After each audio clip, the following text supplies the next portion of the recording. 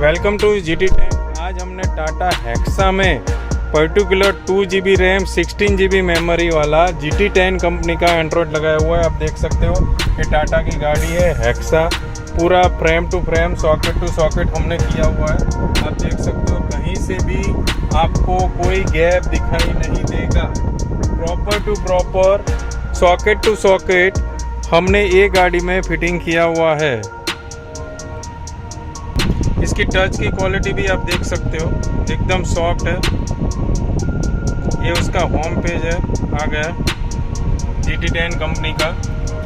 यहाँ से डायरेक्ट आप वीडियो ओपन कर सकते हो।